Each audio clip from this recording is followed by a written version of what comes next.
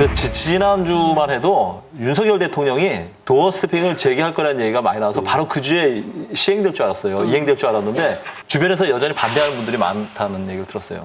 그 말 실수라는 걸 우려하는데 어떤 분은 그러더라고요. 실수하더라도 그 자체가 있는 그대로의 모습이니까 보여줘라 그러는데 아마 대통령께서 도어 스태핑까지는 안 하고 그 기자 간담회 같은 거를 좀 자주 하는 형식으로 바꾸지 않을까 그렇게 전망이 됩니다. 뭐 평가합니다. 나와가지고 2번 나왔잖아요. 한번 네. 발표하고 또 보네요 라고 또 한번 발표하고 굉장히 자연스럽게 보였고 그게 사실 정상이거든요. 네. 원래 그렇게 하는 겁니다. 근데 그걸 여태까지 안 해온 게 문제라는 거죠. 저는 이런 생각이 들어요. 감각을 배울 때는 책으로만 배울 수 없잖아요. 뜨겁다는 거를 만져보고 아는 거죠. 근데 마찬가지로 저는 언론에 대한 대응이나 이런 것들도 결국에는 정치인들은 맞아가면서 배울 수밖에 없다는 생각을 하거든요. 근데 제가 참 안타깝게 생각하는 인물이 황교안 대표님. 황교안 대표님이 처음에 얼마나 대중적 인기가 좋았습니까? 맞아요. 근데 딱 대표 되시자마자 많은 당직자들이 둘러싸고 처음에 한두 번 말실수 나오니까 아이고 이제 브리핑하지 마시라고. 저는 윤석열 대통령도 그게 되게 아쉬워요. 사실 도어 스태핑 계속 했으면은 중간에 뭐 좀 오류가 나도 얼마나 머리가 좋은 분입니까? 조금씩 개선돼가지고 하나의 문화로 자리 잡았을 텐데 초반에 좀 이제 속된 말로 오류나 실수가 있었다고 해가지고 중지시켜버리고 붕 뜨고 다시 하려고 하니까 얼마나 또 그 오류가 부각되겠습니까? 아 근데 그 본인이 네. 달변이시니까 네. 그렇게 얘기하는데 네. 만약에 저는 대통령께서 도어 스태핑을 매일 에브리데이 네. 지금까지 하고 있다? 난 상상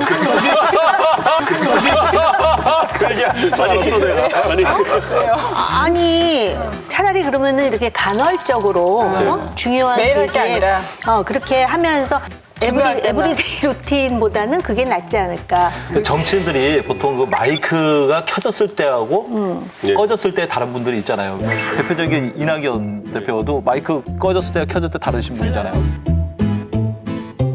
달라요? 어떻게 달라요? 많이 다르죠. 겪어보니까 알겠더라고요. 제가. 그런 분이에요. 잘하시겠네요. 네, 겪어봤습니다, 제가 최근에. 마이크가 꺼졌을 때와 켜졌을 때가 굉장히 다르신 분입니다.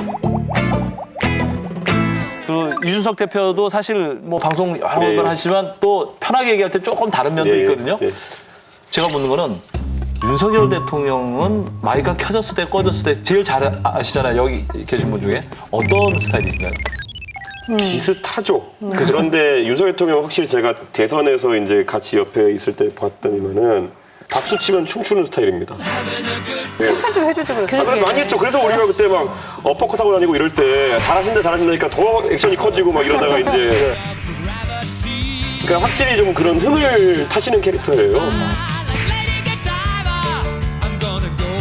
저는 윤석열 대통령이 가장 멋있었을 때가 언제냐면은 좀 통 큰 이미지. 정치하다 보면 싸울 수도 있는데 뭐 싸우다가도 그날 저녁에 가가지고 같이 잘해봅시다.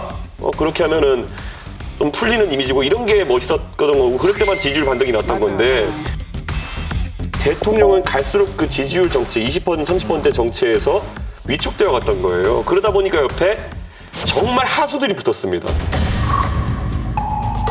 대통령이 주변에 그런 사람 둔 것도 있지만 대통령 스타일 못 잡은 게 크다.